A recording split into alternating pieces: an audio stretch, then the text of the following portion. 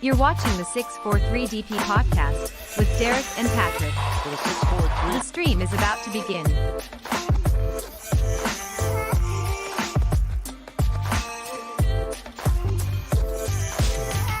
the 643.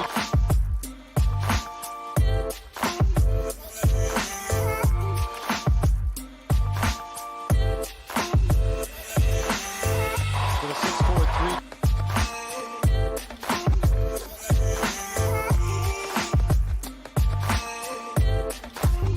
Just what the doctor ordered. For the 643.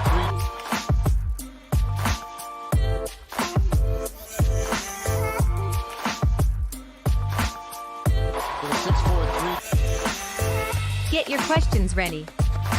Derek and Patrick will be on in 1 minute. For the 643. Just what the doctor ordered. For the 643.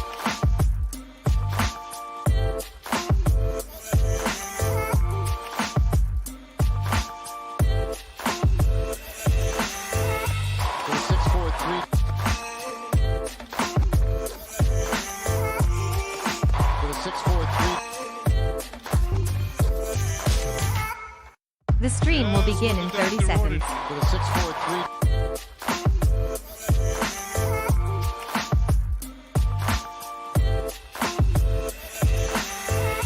For the 643.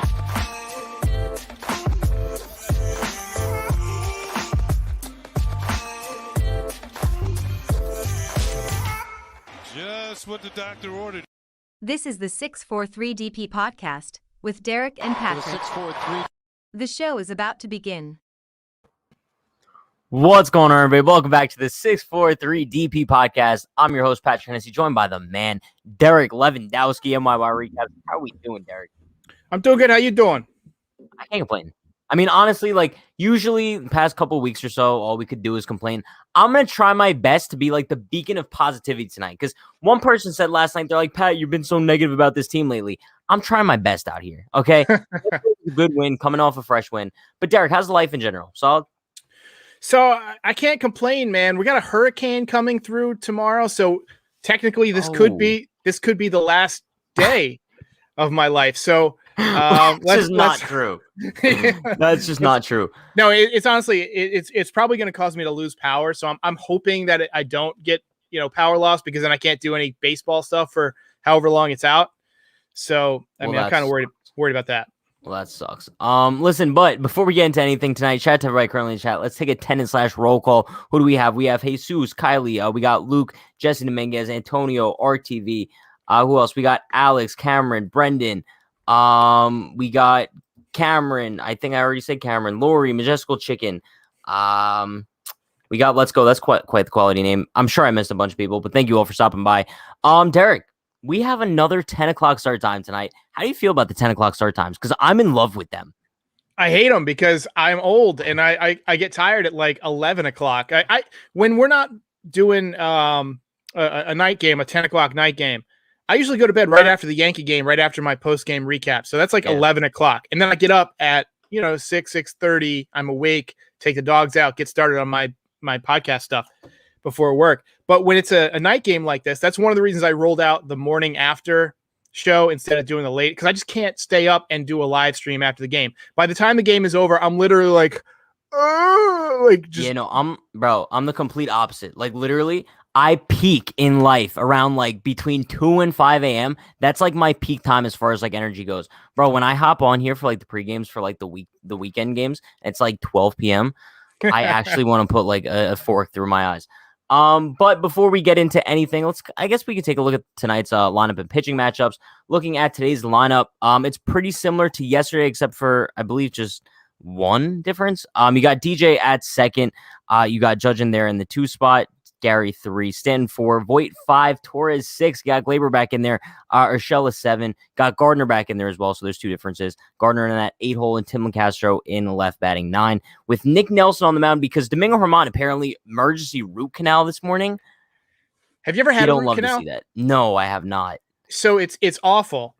It's basically where they have to drill down through your tooth into the root, and they kind of clean it out and they suck it out with like a little thing, and you have to hear it. It's not so much the pain because they numb you up and they give you, Vicodin, enough Vicodin for you to, kill 10 horses. Seriously, that's why everybody's addicted to freaking drugs in this country, is because you go to the dentist, they give you a month's worth of hard drugs when you need a day. You need a day because your face gets sore. But the worst part is having to listen to it. You hear them. So I'm assuming you've gotten one. I've had 3 of them. But okay, wait, but why would someone need an emergency root canal? Isn't this something like well, it can happen if you have an abscess. So an abscess tooth, it's like I think it's like an infection. I'm not a dentist. Unhinged dentistry here. 643 dentistry. Dude, that rhymes. We should freaking make that. No, yeah, that might have to be yeah. Hosted by Domingo Herman and Aaron Judge. Good one. No, but listen, apparently what they said about Domingo Herman is he's available like in multiple capacities today. Now, here's my thought, right? If you could bring Domingo out of the bullpen today, why couldn't he just start?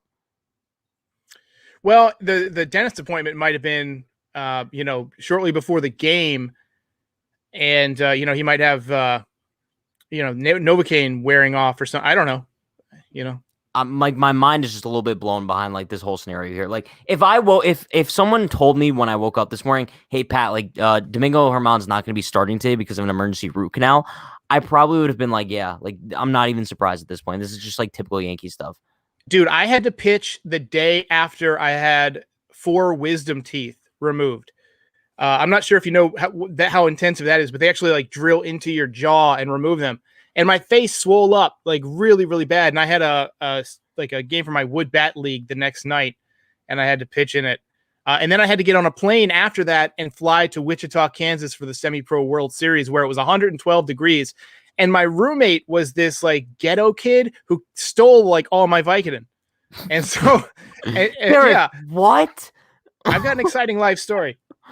All right. Moving on. Listen, shout out to Derek's roommate. Former roommate, that is. But did you hear about the Darren O'Day news? He's injured again. Hamstring, right? Apparently, Boone said that he crumpled to the floor or something, and it was a significant injury. That's not what you want to hear. Based on hearing that, I'm hopeful that we're going to see Darren O'Day at some point this season again. But like at this point, I'm kind of doubtful now. Yeah, I don't think we're going to see him again. One, he's 38 years old, so he's no spring chicken. I'd argue that we're probably not going to see him with the Yankees ever again. My guess is he signs with Boston in the offseason and shoves it against us next year. Yeah, Ottavino style. Essentially, yeah, exactly what's going to happen. It's so mind-blowing because, like, we basically dealt Ottavino to the Red Sox kind of like a throwaway, right? We just wanted to, like, free up for some room in the luxury tax department. And it seems like all the acquisitions that we made with that money just haven't paid off, right? Because with that money, we signed what? We signed Darren O'Day and Justin Wilson instead of having Ottavino, and both of those have backfired tremendously, and Ottavino's a stud with the Red Sox. So that's just Yankee luck at its finest. Yeah, that's first of all, anybody with a brain could see that Justin Wilson was washed up. I mean, you watch him, his spin rate was okay, but I mean, he has nothing. And I like the O'Day move. I was a big fan of the O'Day move, and I really thought that was kind of a genius move. Deal Ottavino and then get basically an Ottavino for pennies on the dollar, but I didn't factor in Father Time. I figured that a guy who throws, sidearm / almost submarine wouldn't have arm problems, but I didn't factor in old guys like myself. I'm 38, can have leg issues, especially a hot summer, and he's been having issues all year, but in the heat, it can be really tough on your muscles. Yeah, I mean, listen, I wouldn't know because, I'm only like 12. So, like, bro, but I'm assuming, like, as you get older, like Darren O'Day, he's got a little bit more ailments than a guy like Fernando Tatis Jr. would, for example. But Nick Nelson, kind of like we mentioned, because Domingo Herman with the emergency root canal thing, he's starting tonight for the Yankees. I can't see him going too long, right? Because I was assuming that maybe like in an emergency start situation, you'd throw Nestor Cortez out there, but he just pitched on Sunday, right? So he's probably not available tonight, unless they want to use him for just like an inning or two. But I don't know what the Yankees' plan is after Nick Nelson. Maybe you just do like a combination of like Sessa. Sessa's one guy that we could talk about in a little bit. But what do you think about Nelson's role tonight? I think Nelson's probably going to go 2 innings. You'd hope to get 2 innings out of him. Yeah. Get through the first 6 or 7 hitters. It might be one of those things where it's like go as long as you can, right? If you're pitching well, you keep pitching well. because they're going to send you down when the game's over and get somebody fresh in here. My guess is that he's going to probably they're trying to go 2, but I'm not sure he's going to make it that long because he has not been good this year. I'm guessing he goes 1 2/3 maybe. It's so weird because going into the season, like Nick Nelson was like that X factor in the Yankees bullpen, right? We know that he has the stuff to kind of dominate in the big leagues, but he just never really kind of put everything together. I think he lacks like serious control issues, and that's kind of what's been holding him back. But I just want to see Nick Nelson kind of like start to put it together because personally, I see it the same as like an Adam Ottavino here because I know for a fact once Nick Nelson goes to another team, like the Rays, for example, he's going to turn into an absolute stud, and it pisses me off that we can't see that from him on the Yankees, right? Yeah, somebody else just said in the comments that I think it was CC Art said that Nick Nelson has good stuff. I'll stand by that no matter what. Yeah, and look, the stats are not pretty, right? He's got a 9.75 ERA or something like that. But you cannot argue with a 98-mile-an-hour fastball and a nasty hook. The question with Nick Nelson has always been command. And for a lot of young pitchers, it's command. Unfortunately, the Yankees do have kind of a quick hook with young pitchers. So if they start to struggle, fans like you and me throw a fit, get him out of here. We don't want to see him anymore. And he doesn't get a chance to develop. And so the Yankees end up getting rid of it. So really, we should just all have a nice therapy session for Nick Nelson if he gets ripped up tonight, rather than come on here and tell everybody how bad he sucks. Yeah, I don't think he will, I think Nick Nelson's going to be pretty decent. I don't think he gives up more than 2 runs, if I'm being honest with you. I don't think they'll let him have a clunker. I think if he does start to struggle, they'll just pull him early because he's not going to give them any sort of length anyway. Well, that's the thing. There's not a ton of guys that you can bring. I mean, you could bring in Sessa, but I don't think that you want to burn your entire bullpen when you got Houston coming up. Yeah. Listen, shout to Leanna with the $2 donor. Appreciate you, Leanna. She says, what about King? Is King available tonight? When was the last time he pitched? I feel like he just pitched. No, I feel like he pitches every day. He does. Like every time I freaking look at the starting lineup, who's pitching today? Mike King. For real, I do those like pregame shows where I do the lineup and the starting pitcher, and I drag in like a reel of the starting pitcher for that day. I feel like 3 times in a row that I did it. It was Mike King, and it was in about a week. I like Mike King though. Like I feel like I'm in such a minority here when I say like, bro, I don't think King is that bad. I think that he's just a guy who is like kind of plugged into a scenario that's like not who he is. I don't think Michael King's a starting pitcher. He's a relief pitcher. Exactly. And I think that he's best suited when coming out of the bullpen, and he's kind of shown that since they took him out of the rotation. Yeah. By the way, is my mic coming in okay? I'm wearing headphones, so it sounds to me like I'm screaming. No, I think it's coming in solid. No, I think it's coming in solid. Okay. But like, yeah, go on about King. So Mike King, his problem seems to be the first 4 or 5 hitters of the lineup in the first inning. Because when you bring him in the second inning, he's fine. You bring him in second through the 9th inning, I think he's got like a 2 ERA. But when you start him at the top of the game, it's probably a combination of just not getting enough sink on the sinker early right out of the gate. And I don't know if that's just because he doesn't warm up enough as a starter or whatever, but there's something too coming out of the bullpen where his routine works. It just works. And so he doesn't have that issue. And so I just like him better out of the bullpen.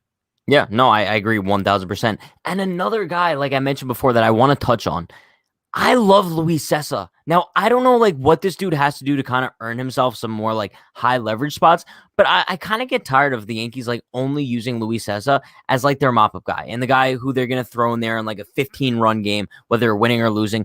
Sessa has been one of the most underrated arms in the Yankees bullpen for years now. And I feel like whenever you mention the name, I guess people just have like past PTSD with Luis Sessa, but like it seems like majority of the fan base hates him for no reason. And I know he's not like the most sexy guy out there with the most velocity and the nastiest stuff, but it seems like he always gets the job done. I'm of 2 opinions on Luis Sessa. One, I do think he's been better the last couple of years. I think his ERA last year was 3.52. I don't have it in front of me this year, but I think it's somewhere in that range. It's like 3 or so. But he's been really, really sharp this year.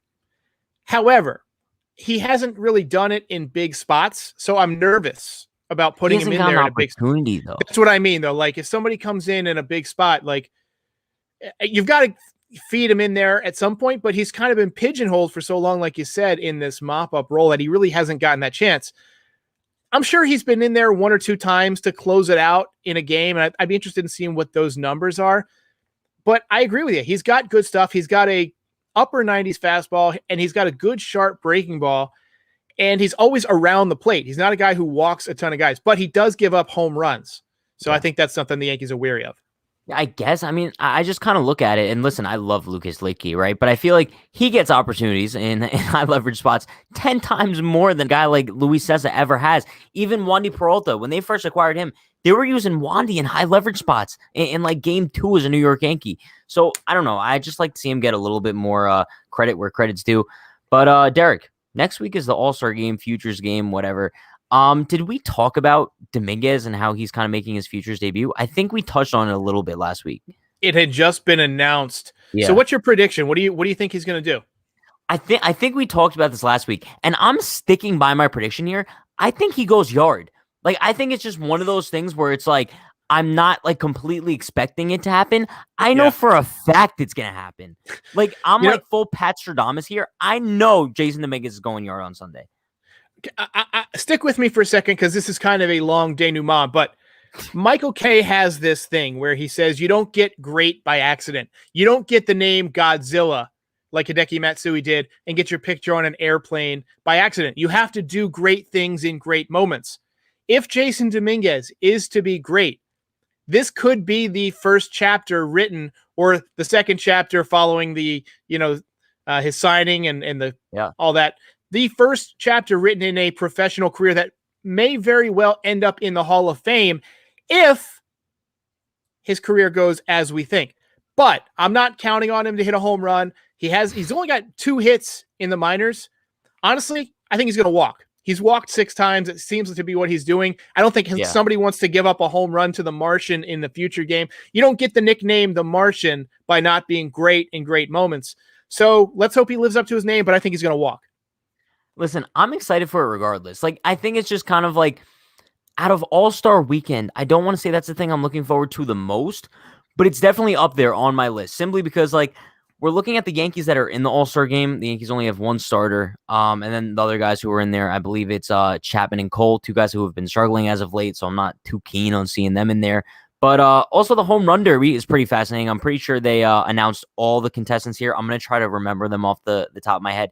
I believe it's Pete Alonso, Juan Soto, Trey Mancini, Shohei Ohtani, Salvador Perez, Trevor Story, and Joey Gallo. And Derek, I got 7 out of 8. Let's go. That's pretty good. All right. If you had to make an early prediction right now, because we're not going to be going live for 643 DP before the home run derby, who do you got winning? I got Joey Gallo. I think Joey Gallo, who hits 2 those shots today. Well, he hits those high arcing, long fly balls, and that's dangerous in Colorado, especially in right center field. There's kind of like a jet stream out there, and it's a long way, but I think you're going to see some 500-foot home runs from Gallo. And let's not discount Shohei Ohtani. Yeah. What he's done is unreal. It's stupid. Yeah, it's actually stupid. I mean, if I had to make my prediction, I'm thinking don't sleep on Trevor Story. Listen, I know he's not like the sexiest pick, but like, let's remember, bro, like he's in his home stadium in Colorado. He's definitely going to have a little bit more adrenaline than everyone else. I think he's probably my front runner right now, even though you do have guys like Gallo and Ohtani in there. Bro, I'm kind of going out there. I'm going in left field with my pick. But I'm excited for it regardless. Did you see Ohtani's home run? I think it was today. Jesus, he's unbelievable. He broke Matsui's record. But also the whole part of his home run, like it's not his home run that blew my mind today. It's Matt Vasgersian's call, Derek. I love Matt Vasgersian. Listen, I know sometimes announcers are a little bit overrated, underrated when it comes to like professional sports. I think no one gets enough credit. No one is more underrated than Matt Vasgersian is. He's my favorite announcer of all time. Maybe that's just like a generational thing, but bro, I think he deserves so much more credit. Well, I'm, almost 20 years older than you, and I love Matt Vasgersian. The first time I heard Matt Vasgersian was, I want to say MLB 06, the show. It was like one of the first editions on PlayStation, and they had gone from using, I want to say it was Vin Scully, who's great, by the way, but I guess he got tired of sitting in the booth there. And so they brought in Matt Vasgersian, and I remember thinking, wow, this guy's really good because he was doing that Santa Maria even way back then. I think there's still a few calls in the game from the original Matt Vasgersian library that they recorded. And so when when that happened, he became a household name for me. And then when MLB Network started, I was so glad to see that Matt Vasgersian got put on as a regular, because to me, he's about as good as it gets. My all-time favorite, I'd have to say, is John Sterling. I just love, even though he's one of the worst, he's just one of the worst. But he was the voice. He gets everything wrong. He gets everything wrong, but I just love his voice. It's just one of those. It's like James Earl Jones or something, you know? No, yeah. Listen, I mean, we're on the topic of announcers. Watching the game last night, Derek, I have to admit to you, I think we're inching closer and closer to the day where like Ryan Ruocco needs to like start taking some more time in that yes booth. He's amazing at what he does, dude. And you notice that. Well, he pretty much always does Seattle. He called that Aaron Judge home run that went to like the top of the upper deck. That 2017, I think. Yeah. He's one of the best. I love Ryan Ruocco. I'm hoping that he can take over for Michael Kay when Michael Kay ultimately leaves. But I don't see Michael Kay ever leaving the Yankees broadcast booth. It's all he'll leave the radio show before he leaves the broadcast booth. He wants to be really like weird. Yeah. It's really weird to me because I think Kay is so much more in his element on his radio show. I think he's awesome on the Michael Kay show. In the yes booth, though, I think that I don't think anyone makes more mistakes than Michael Kay does. And even when he's actually at the stadium, it seems like he's just missing out on so many different things, so many errors. But I would love to see Ryan Ruocco get a little bit more time in the booth, especially for home games. That would be awesome. I'll give you my thoughts on Michael Kay in the booth. It sounds like he's very much in awe of the players that he's around, and it's been that way since Bobby Mercer was there. He's never really been a TV guy. He's a great radio guy. He was the color man for John Sterling most of the time, and he would do this thing where he would describe the uniforms, the interlocking NY and the pinstripes. I hate that. I'm sorry. I hate that. I used to love it. I mean, I loved it. I grew up listening to it. So again, nostalgia for me. But he seems like he's trying to schmooze with Paul O'Neill and David Cohn, and he's constantly jacking them off about their career and their number, and just like, it's like, we get it. We got it. They were good at baseball. We saw. Can we talk about what's happening on the field, please? Give me some more Ryan Ruocco in my life. But let's hit on a couple of donos we have in the chat. Shout out to Jesus with a $2 dono. Appreciate you, Jesus. He says, Nick Nelson, we lost Hideki Matsui, a Yankee great. I'm confused. Did Matsui die? Derek, I don't think so. I hope not. I think he might be talking about how Matsui's record got broken by Ohtani. Okay, that would. I mean, but the way that was kind of worded, it was like Nick Nelson maybe killed Hideki Matsui. Dude, how crazy would that be? You know how big the freaking videos would get on that? That would, like the new OJ trial. That would be awesome. I mean, Derek, that wouldn't be awesome. That would be terrible. But the first thing you're thinking of, man, the content I'd be able to get out of that. That's how you go up the charts, baby. You got to be single-minded focus. Shout out to Yolvis with the $5 dono. Appreciate you, Yolvis. He said, never seen two goats talking to one another. My favorite comment of all time. That is a fucking great comment. Oh, sorry. No, you're good. It happens with Dan all the time. Listen, but also shout out to Jesus with another $5 dono. Appreciate you, Jesus. He says, we got the two best Yankee content vloggers on the same show. Let's go, Yankees. Hopefully we win. And of course, Frazier sucks. Is Jesus usually in your chat too? Nobody messes with the Jesus. Yeah, he's got his own custom dono sound. He hates Clint Frazier, like with a burning passion. Yeah. He makes it known. I've noticed that. You know, one of the great things about having these channels is that you get to know the personalities of all these people. When I first started, I didn't know who any of these people were. Yeah. Lori C. or, I see Michael Caputo. He always has interesting comments on your channel. So positive. He's so positive.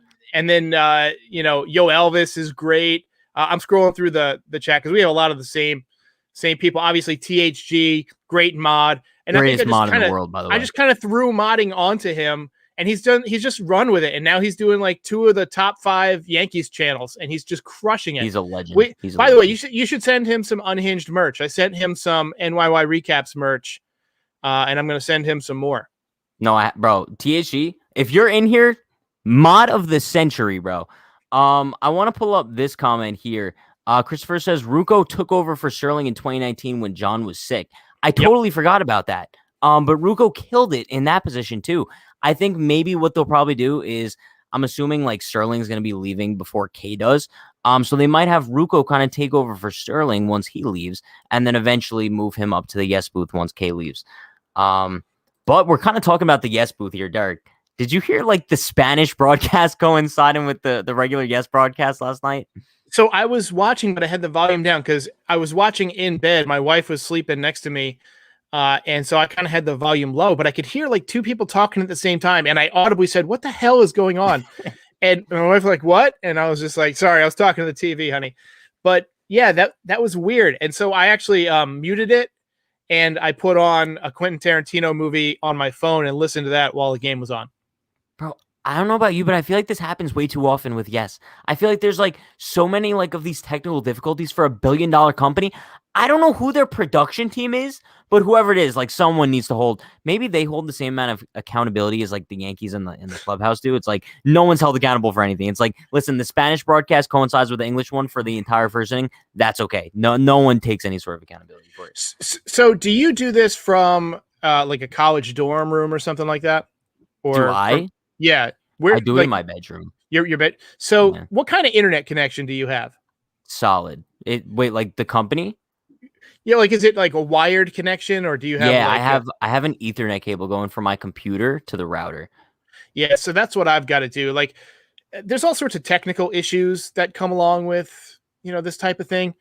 And I'm not going to fault Yes Network. It's hard to do a perfect broadcast. I've had a bunch. Like I had one that had stats wrong the other day, and I like double check too. But like it's tough to be perfect. So I'm not going to give them too hard of a time. But yes, if you're hiring, I happen to produce baseball content, and 3.5 million viewers can't be wrong. So. Ooh, Derek's self-plugging himself right now to Yes Network. I don't know if any of them are watching, but listen, I vouch for Derek too, if my opinion counts for anything.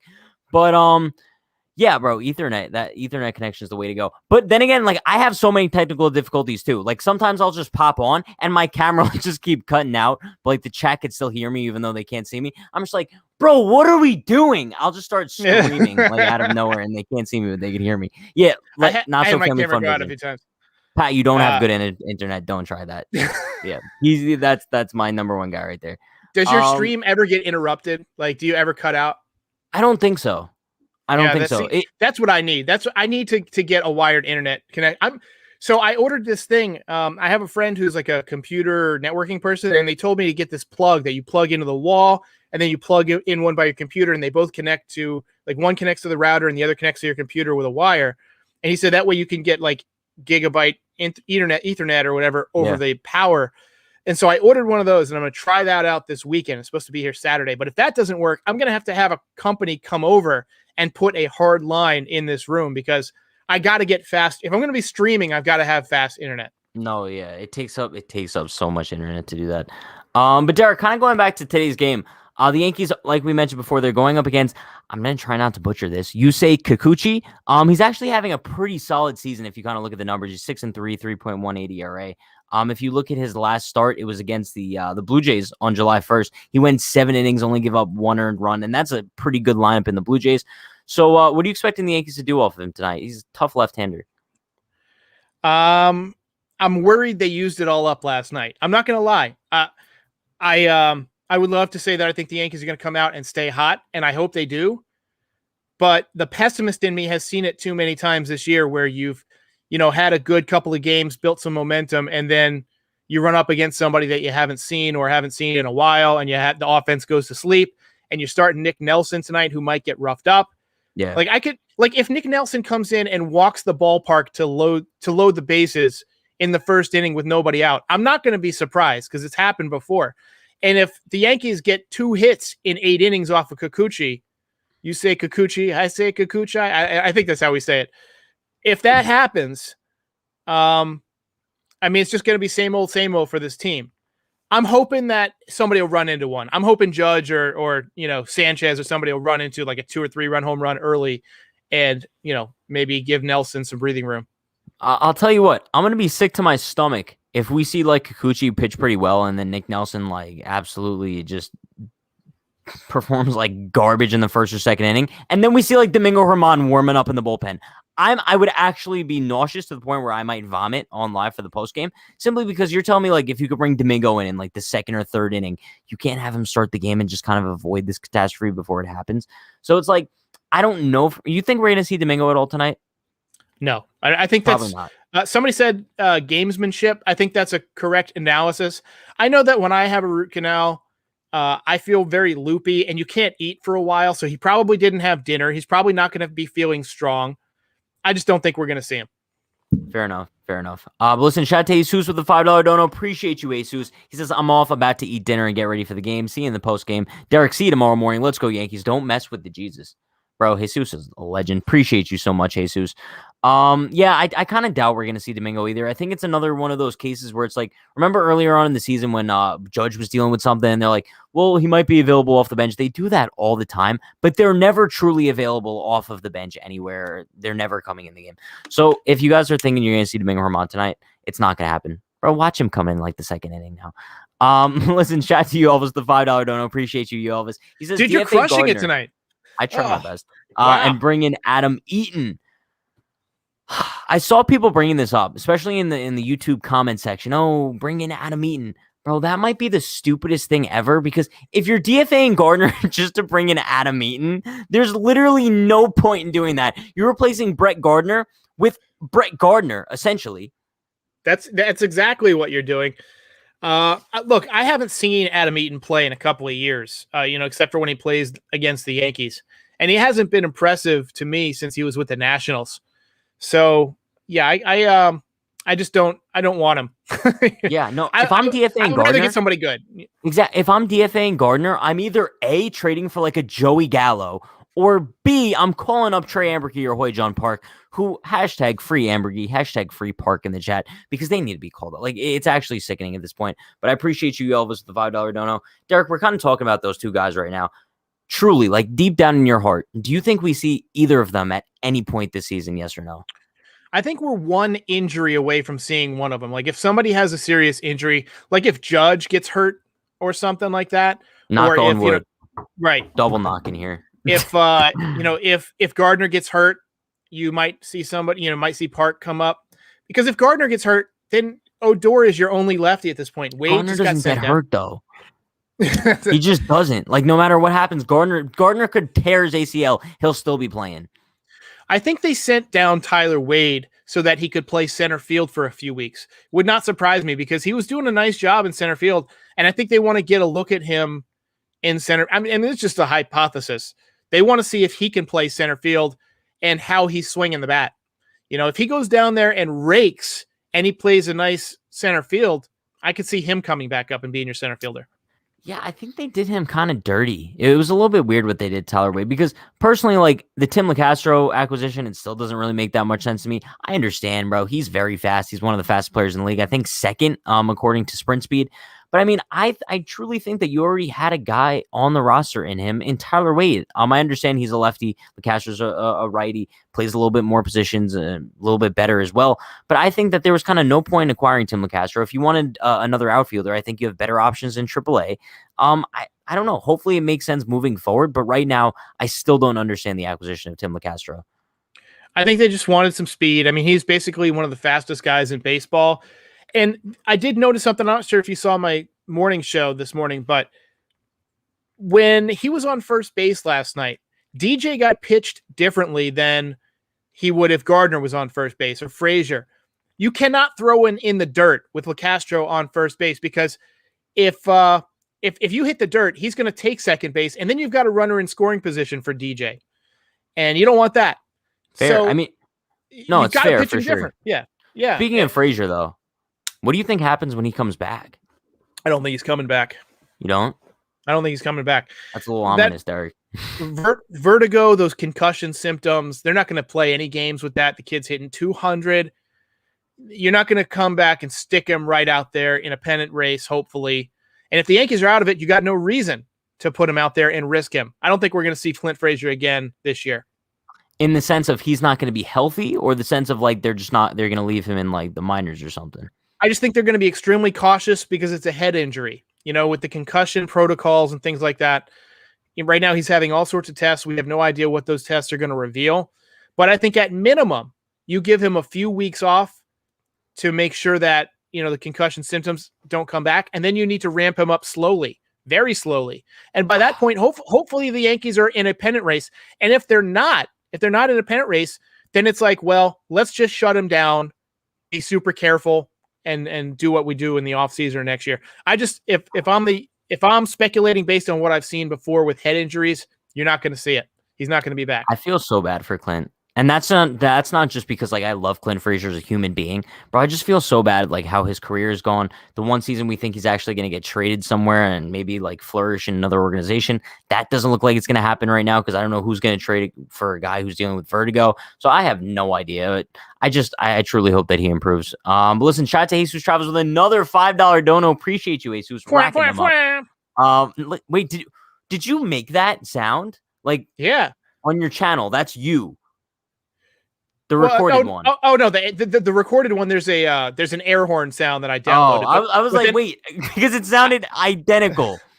I just play it so much that I can. Listen, shout out to you, Jesus. He says, I'm back. Don't forget, he's back.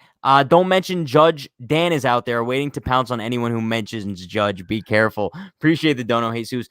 I don't know if you saw on the Pat and Dan show. It was either like this week's episode, last week's episode. Me and Dan kind of had a conversation as to whether or not like maybe it's a possibility that the Yankees maybe think about trading Aaron Judge. He's obviously completely closed-minded to the idea. But for me personally, I'm open to anything and everything. There's not one guy on the Yankees roster right now where you could maybe throw a trade suggestion out there and I wouldn't at least listen to it. I think, obviously, I wouldn't want to trade Aaron Judge, but if you get a ridiculous package proposal to you, it's worth consideration at this point. Not So Family Fun Vision says Dan had a breakdown.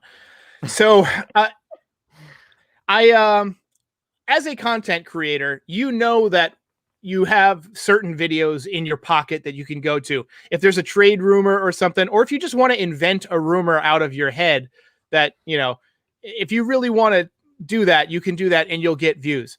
I could do a video tomorrow that says the Yankees should or shouldn't trade. Actually, if I made a video that would get a ton of views, it would be like the Yankees should trade Aaron Judge, yeah. or will the Yankees trade Aaron Judge?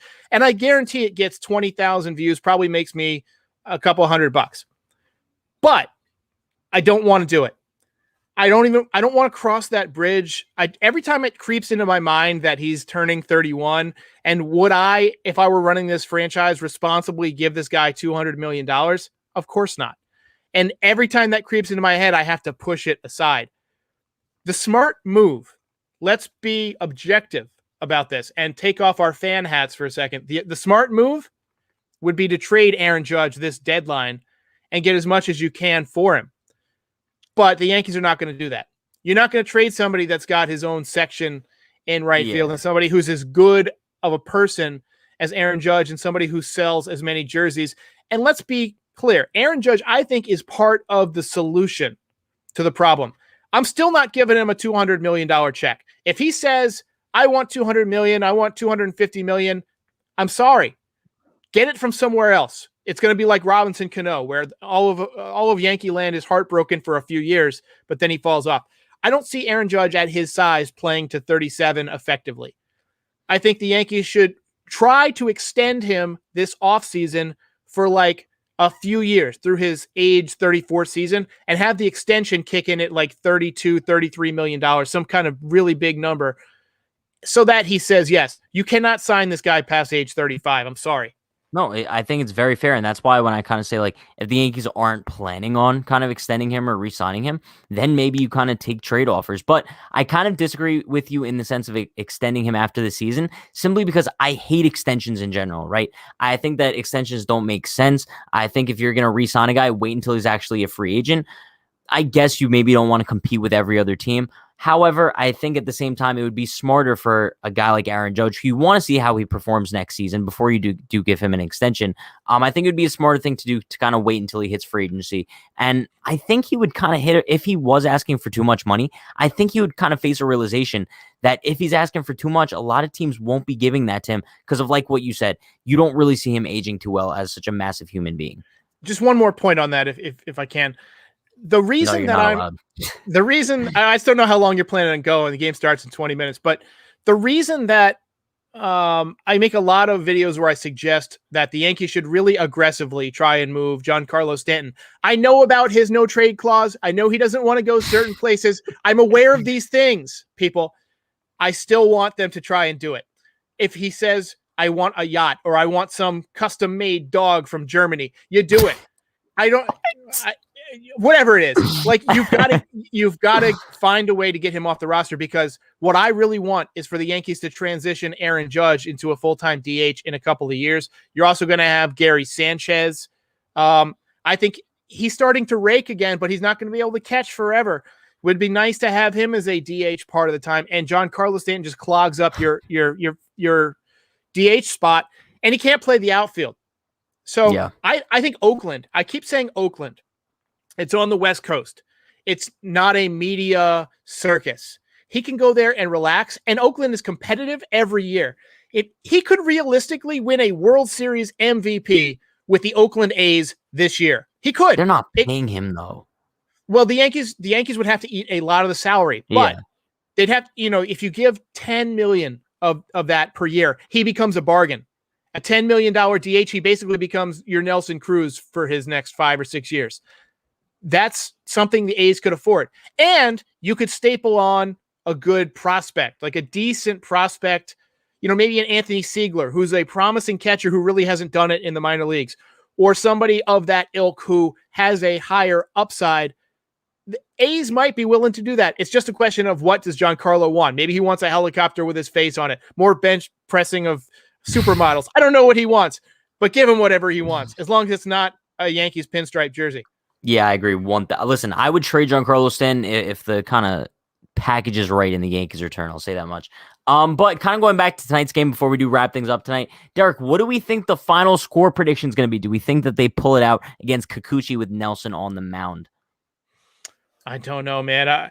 If I had to make a prediction, I'm gonna say 5-2 Mariners. Oh, This is a tough game to call, because I don't know how Nelson's going to do. It could go either really good or really bad. But I'm going to predict a loss tonight too, I guess. I don't think the Yankees offense does so poorly, but I think the Yankees pitching does. I think they lose tonight 6-3. I don't know if that's just me being like negative Patty here, but like I'm not too confident in Nick Nelson. I'm not too confident in whoever they're going to throw in after him. I could definitely see them like throwing in Wandy Peralta again just for the hell of it. But also, I think the Yankees are probably going to struggle against Kikuchi. However, if I'm not mistaken, they faced him in 2019, and I think they rocked him. I don't remember that. They may have. I saw every game in 2019, but I honestly don't remember him. But also, his numbers are better this year than they have been in the past. Fair. Very fair. Okay, so looking at his start against the Yankees in 2019, I was very wrong. It looks like one start he pitched very well against them. It was on May 8th, 2019. He went 7 2/3, gave up 1 run. But then later in August, August 27th, he gave up 5 earned runs in 4 innings. So it could go either way tonight. You really don't know. I see a lot of people in the chat being optimistic. Yankees win 9-5. Yankees win 6-5. Win 8-4. 5-3 win. Yankees 6-4. 12-0 Yankees. Chat's pretty optimistic. We're not. Hopefully they prove us wrong. But with that being said, Derek, you have anything else you want to hit on before we wrap things up tonight? I just want to say I love doing this podcast, especially when you host it. Like, you're so much better at hosting a 2-man podcast than I am, because you do it all the time. Yeah. The only time I ever talk to pretty good, Derek. I do when I do the Zoom calls, it's pretty fun, but I always pre-write out my like questions and stuff. But you're just good at it. I love doing the 643. So shout out to all the people who joined and who make this what it is. So much fun. And also, you guys could check out Derek's channel. He posts some highlights and some clips from our live streams on his channel. And he does like the Yankee morning live streams when I'm already sleeping. But with that being said, that is going to wrap things up for tonight. I will be live directly after tonight's game for the post game, so stay tuned for that. Be sure to like, comment, subscribe, turn on post notifications for more. Check out all the links in the description. We got news break files on exclusive content on there. Discord, fun group chat with a bunch of Yankee fans, and merchandise on unhingedclothing.shop. I'll see you guys later. Stay happy, stay healthy, stay safe. Let's go Yankees. Peace. 6-4-3.